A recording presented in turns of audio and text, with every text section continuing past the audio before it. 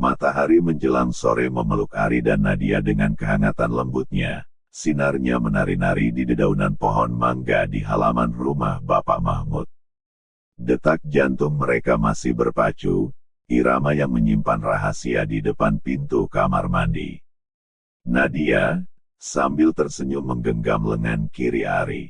Ia menuntunnya kembali ke tempat duduk mereka, langkahnya ringan dan penuh kasih sayang. Ari, dengan tongkat putih di tangannya, mengikuti langkah Nadia. Setiap ketukan tongkatnya di lantai marmer menciptakan irama yang menenangkan.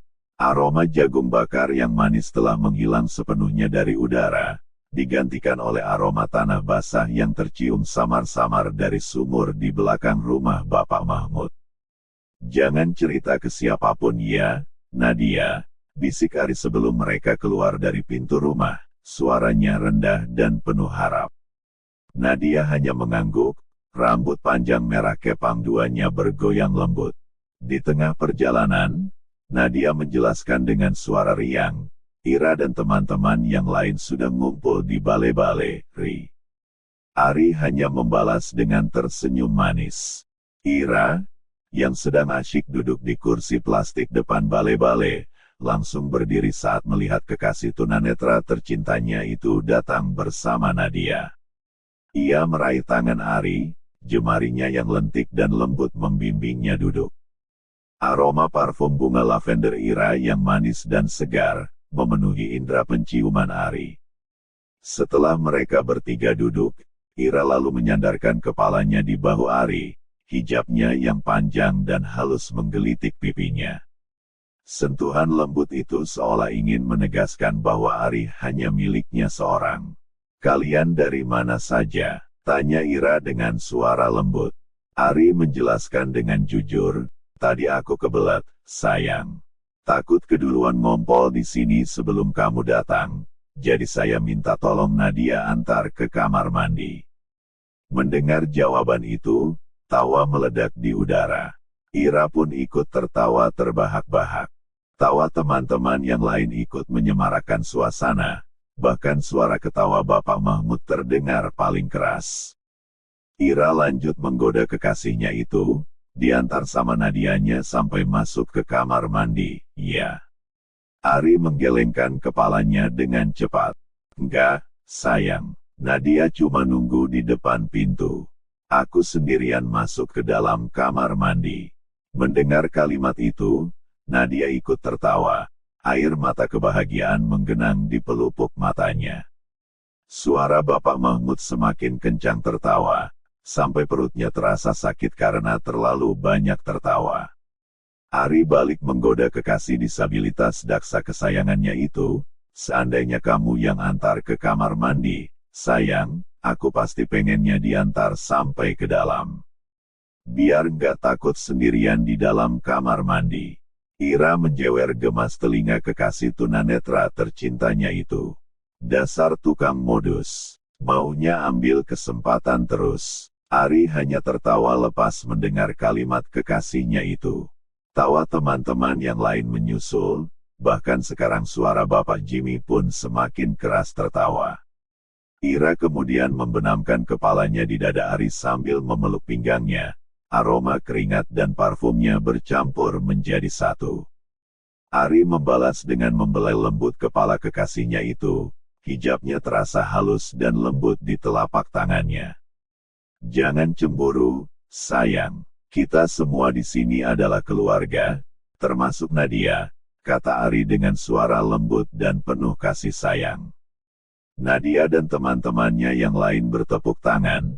Riu membahana melihat momen romantis pasangan yang sedang dimabuk cinta tersebut.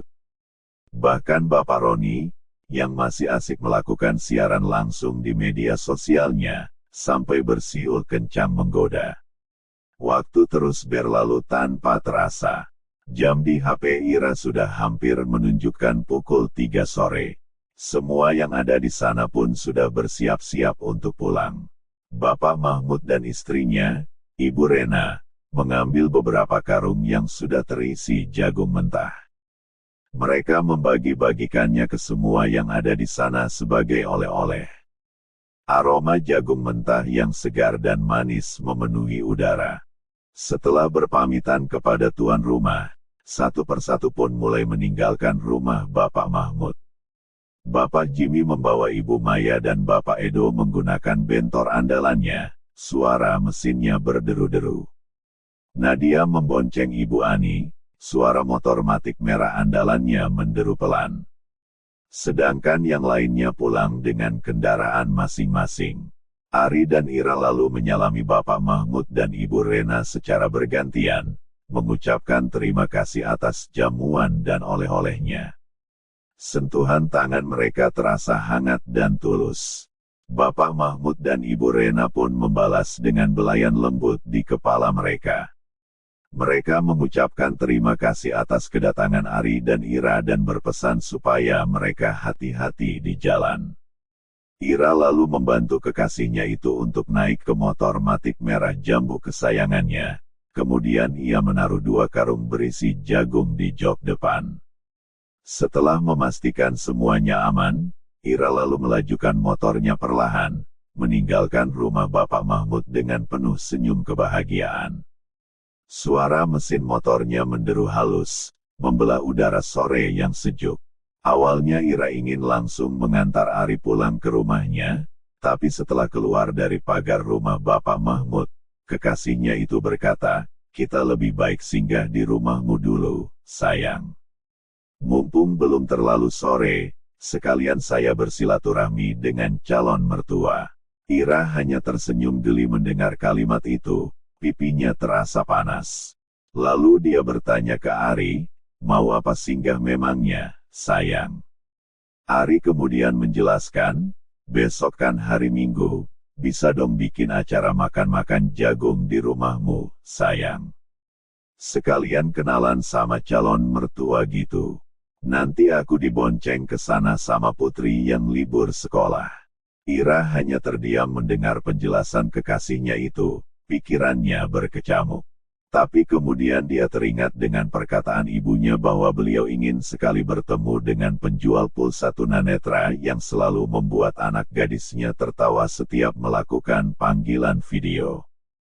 Ira kemudian tersenyum manis. Lalu dengan suara ceria dia menyetujui ide kekasihnya itu. "Oke deh, sayang. Lagi pula terlalu repot dan berat kalau bola-bali bawa karung seberat ini." Ari yang mendengar jawaban kekasihnya itu langsung tersenyum, bibirnya terasa lembut. Lalu berkata dengan nada menggoda, "Nah gitu dong sayang, harus nurut sama pacarnya yang ganteng ini."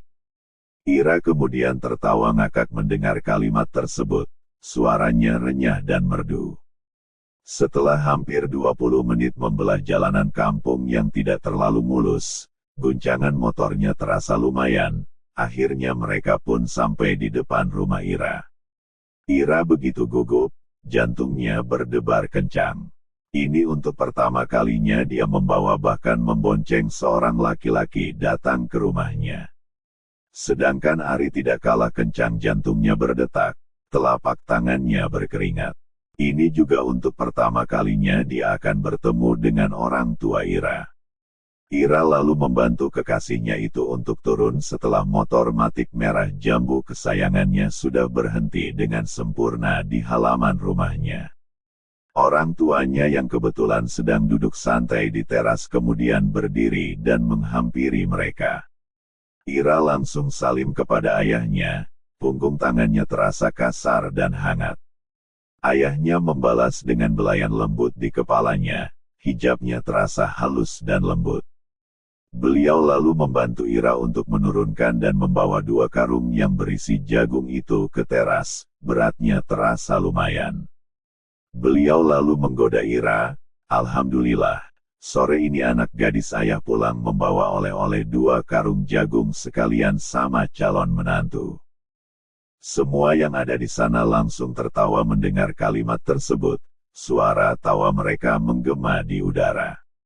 Ibu Ira lalu membelai lembut kepala Ari, rambutnya terasa halus dan lembut. Lalu berkata, "Wah, jadi ini ya calon menantu ibu. Ganteng sekali, Pantesan anak gadis ibu sering ketawa-ketawa sendiri kalau teleponan. Ira dan Ari hanya bisa tersenyum sambil menunduk menahan malu, pipi mereka terasa panas. Ari kemudian salim kepada calon mertuanya itu, "Assalamualaikum, Bu." Suara Ari lembut, punggung tangan beliau terasa halus dan lembut. "Waalaikumsalam, Nak. Selamat datang di gubuk kami yang sederhana ini." Suaranya lembut dan penuh kasih sayang. Mereka bertiga lalu menyusul ayah Ira ke teras. Aroma kopi dan kue kering memenuhi udara, bercampur dengan aroma bunga melati yang ditanam di pot-pot di sekitar teras.